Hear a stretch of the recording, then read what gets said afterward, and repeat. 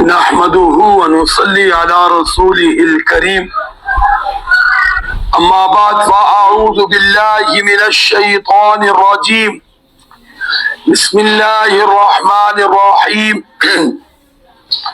فهل عسيتم إن توليتم أن تفسدوا في الأرض وتقطعوا أرحامكم أولئك الذين لعنهم الله فأصمهم وأعمى أبصارهم صدق الله العظيم.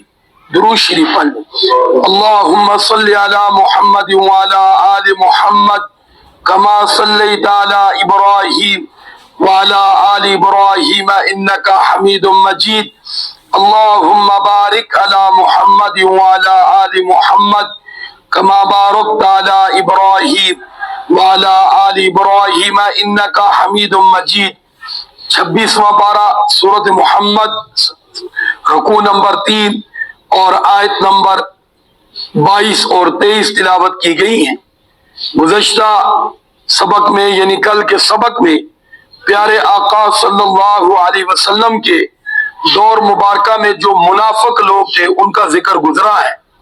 ان کی منافقت آپ کے ذہن میں ہوگی.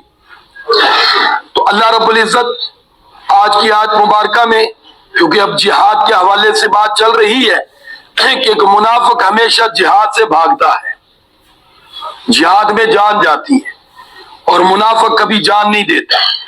خواہ وہ دوست کی صورت میں منافق ہو، رشتہ دار کی صورت میں منافق ہو، کارکن کی صورت میں منافق ہو، نمازی کی صورت میں منافق ہو، کسی صورت میں منافق آدمی کبھی جان نہیں دے. بولو کبھی جان، جب بات جان کیا ہے کہ بھاگ جائے گا، دعوے ضرور کرے گا، وعدے وعدے ضرور کرے گا، لیکن جب اس کو پتا چلے گا کہ جان جا سکتی ہے تو وہ فوراً کیا ہو جائے گا؟ بولو بھائی، اب بھاگ جائے گا. تو بہرحال کیونکہ کل اسی کے سبق میں گزرا ہے کہ جب جہاد کا حکم آیا تو فرمایا کہ وہ حضور آقا صلی اللہ علیہ وسلم کو یوں دیکھ رہے تھے جیسے موت کی ان پر کیفیت آ گئی. میدان میں تو مرنا یا نہیں مرنا، حکم سن کر ہی ان پر کیا آنے لگی؟ بولو، موت آنے لگی. تو آج ان کی کیفیت اور ذکر کی جا رہی ہے، کیونکہ عرض کیا تھا کہ اب یہاں سے لے کر آخر تک یعنی یہ 2 رکوع سورۃ محمد کے آخری جو ہے نا وہ منافقوں کی حالت کے بارے میں. تو فرمایا یہ جہاد سے روح گردانی کرتے ہیں، جہاد سے گریز کرتے ہیں، اور وہ میں نے عرض کر دیا آج کا موضوع جہاد سے گریز. تو کون کرے گا؟ بولو بھائی، منافق. مسلمان کبھی نہیں کرے گا. مسلمان کے ذہن میں ہوتا مرنا تو ہے ہی ہے، جہاد میں اگر چلے گئے موت آ گئی، یہ تو شہادت کی موت ہے، اور یہ تو خود انبیاء کرام علیہ السلام کی پسندیدہ موت ہے. خود پاک پیغمبر صلی اللہ علیہ وسلم کی دعا میں آتا تھا ثم احیا ثم اقتل ثم احیا ثم اقتل، یا اللہ تیرے راستے میں قتل کیا جاؤں، پھر زندہ کیا جاؤں، پھر قتل کیا جاؤں، پھر زندہ کیا جاؤں. وہاں تو کیفیت یہ ہے. تو اللہ رب العزت فرماتے ہیں فَهَلْ عَسَيْتُمْ إِن تَوَلَّيْتُمْ، فرمایا کہ بس شاید کہ اگر حکم آ جائے کس کا؟ جہاد کا. تو اگر تم منہ پھیرو، گریز کرو، کس سے؟ جہاد سے. تو ان تفسدوا فی الارض، تو پھر تم زمین میں فساد برپا کرنے والے ہو. اور آپ پھر دیکھو گا منافق 2 کام کرتا ہے، ایک تو جان دیتا نہیں، دوسرے جان لے کر اللہ کی بارگاہ میں پیش ہونے والوں کے لیے پیچھے پروپیگنڈا کرتا ہے. کیا کرتا ہے؟ بولو بھائی، پروپیگنڈا. اور آج کے دور میں بھی آپ نے دیکھو جو صحیح مسلمان ہے، جہاں بھی مسلمان جد و جہد کر رہے ہیں، وہ کبھی مسلمانوں کے خلاف نہیں بولے گا، کبھی مسلمانوں کے خلاف نہیں بولے گا. ان سے کام ٹھیک ہو رہا ہے یا غلط ہو رہا ہے، وہ ہمیشہ ان کے بارے میں دعائے خیر کرے گا. لیکن رہا منافق آدمی، نہ تو وہ جا کر ان کو کہے کہ یوں نہیں یوں کر کے دکھاؤ، میں کر کے دکھاتا ہوں، اور نہ ان کے بارے میں کبھی دعائے خیر کرے، ہمیشہ ان کے خلاف بولے گا. اور آج کے دور میں بھی یہ ذہن میں رکھیں، نہ وہ جہاد میں شریک ہوگا، نہ مسلمان مظلوموں کی جد و جہد میں جا کر کچھ اپنا حصہ ڈالے گا، بلکہ گھر میں بیٹھ کر جہاں مجلس میں بیٹھے گا ان کے خلاف کیا کرے گا؟ یہ آج بھی منافق کی علامت آپ ذہن میں رکھ لیں. اور یہ قرآن کہہ رہا ہے ان تفسدوا فی الارض، کہ جہاد سے روح گردانی کا پہلا وبال تو یہ تمہارا سامنے آ جائے گا کہ تم ان مجاہدوں کے خلاف کیا کرو گے؟ جی ہاں، جو کہ زمین میں فساد کرنا ہے، کہ جو پیچھے کوئی تیار ہو رہا وہ بھی رہ جائے گا۔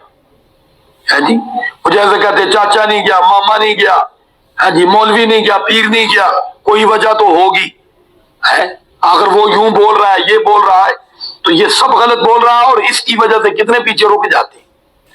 اور پھر دوسری چیز فرما دی نہ جانے کی وبال میں، وَتُقَطِّعُوا أَرْحَامَكُمْ، اور تم قطع رحمی کرنے والے بنو، قطع رحمی کرنے والے بنو، یعنی بہت سے تمہارے رشتہ دار بھی ہوں گے جن کے خلاف تم بول کر قطع رحمی کا ارتکاب کرو، بہت سے تمہارے یار دوست بھی ہوں گے، بہت سے تمہارے خیرخواہ ہمدرد تھے جن کے ساتھ اٹھنا بیٹھنا، کھانا پینا اور یاری کی ہیں جی، وہ پینگے ڈالنا، لیکن اب جب بات آئی ہے جان دینے کی تو بھاگ رہے ہو۔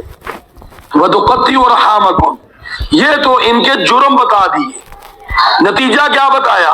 نتیجہ بتایا أُولَٰئِكَ الَّذِينَ لَعَنَهُمُ اللَّهُ، یہ وہ لوگ ہیں جن پر اللہ کی لعنت ہے۔ تو بتاؤ لعنتی آدمی بھی کوئی آدمی ہوتا ہے؟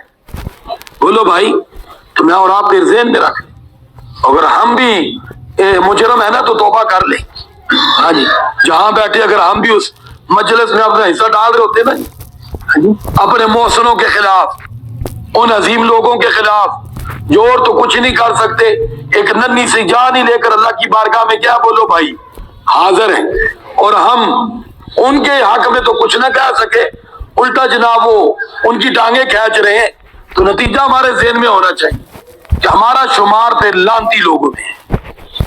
تو لعنتی میں نے عرض کر دیا کوئی انسان ہے، لعنتی تو شیطانی کافی ہے، اور شیطان پر ہی لعنت ہونی چاہیے، انسان پر لعنت نہیں ہونی چاہیے، اور انسان لعنت سے بچے گا جب لعنتی کاموں سے بچے گا۔ بولو لعنتی تو یہ نہیں ہو سکتا کرے لعنتی کام اور برسے رحمت، یہ تو دونوں ضدیں ہیں۔ لعنتی کام کرے گا تو لعنتی بنے گا، اس پر رحمت نہیں آئے گی، اور رحمت والے کام کرے گا تو پھر لعنت نہیں آئے گی، پھر اللہ کی رحمت ہی آئے گی۔ تو رحمت کا کام یہی ہے کہ کندھا سے کندھا ملاؤ اور مظلوم کے ساتھ آگے بڑھو، ظالم کا ہاتھ روکو، کم از کم نہیں روک سکتے تو زبان درازی سے بچو اور اپنی زبان کو روک لو۔ ان سے کہو بھائی ان کے بارے میں کچھ نہیں کہتا، مجھے کوئی پتہ نہیں، یہ کم از کم آخری درجہ ہے، ورنہ دعائے خیر ضرور کرو، کیونکہ آتا ہے کہ مسلمان کے بارے میں اچھا گمان کرنا، اگرچہ وہ اچھا نہ ہو تمہیں اجر ضرور ملے گا۔ اچھے گمان کا اتنا فائدہ ہوتا ہے، وہ اچھا ہو یا نہ ہو، تم نے کہا نہیں مسلمان اچھے ہیں، اللہ تمہیں اجر دے گا، لیکن اگر تم نے کہا وہ تو برے اور وہ ہیں بھی برے، تمہیں پوچھا جائے گا تو کون ہوتا ہے کہنے والا۔ یہ بات بھی میں اور آپ ذہن میں، وہ برا ہے، لیکن ہم نے غیبت کے انداز میں اس کو کہا وہ تو برا ہے، ہم سے سوال ہوگا تم کون ہوتے ہو کہنے والے، کیا تمہاری کوئی برائی کی انہوں نے؟ نہیں یا اللہ جی، تو پھر تم کون ہوتے ہو کہنے والے؟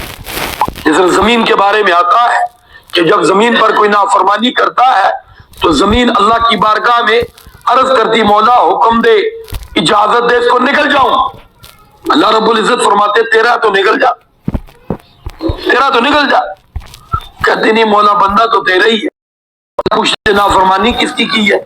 زمین کہتی ہے اللہ تیری، تو فرماتے تجھے کیا جلدی ہے، بندہ میرا نافرمانی میری کی، میں انتظار کر رہا ہوں توبہ کرے گا معاف کر دوں، اور تو نکلنے والے چکر کی بات کیوں کرتی؟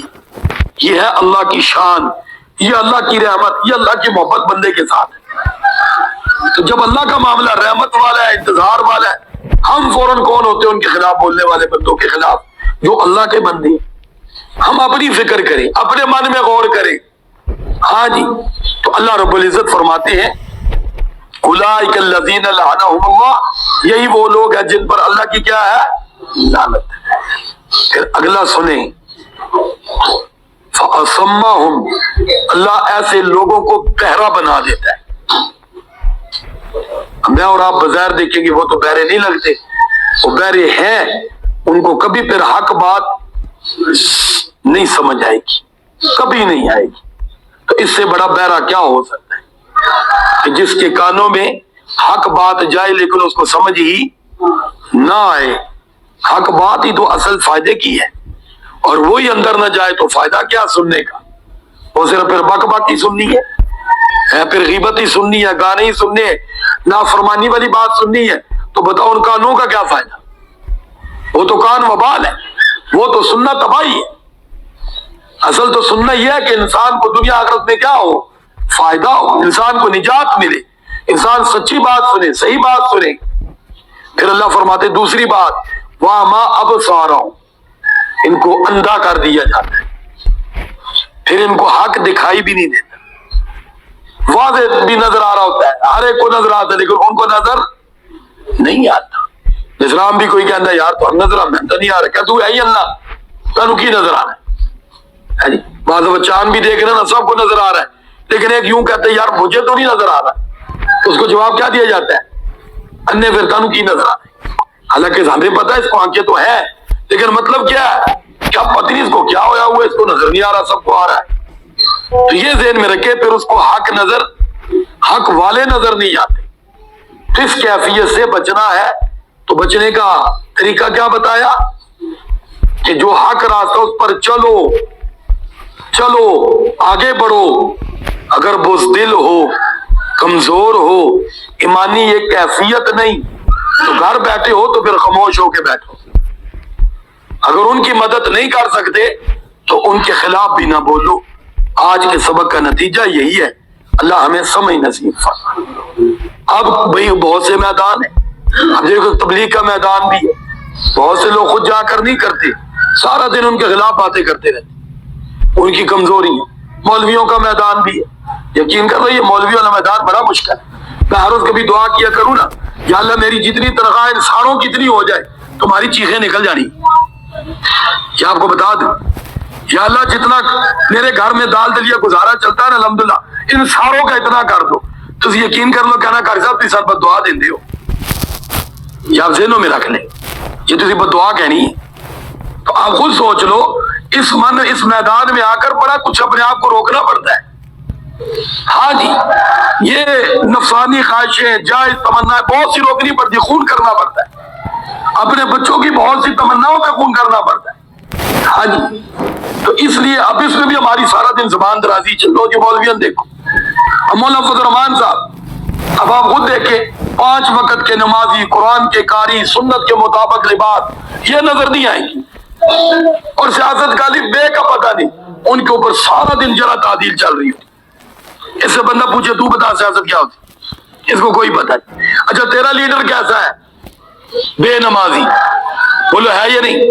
ان کے علاوہ باقی جتنے لیڈر میدان میں جماعتوں کے سارے 5 وقت کے نمازی ہیں. بولو ہیں؟ اور لباس سنت کے مطابق ہے، سر پہ، چہرے پہ. تو تم کون سی خوبی اس کے پیچھے تلاش کر رہے ہو؟ اب ذرا تھوڑا ثقافت شاعری کر لو.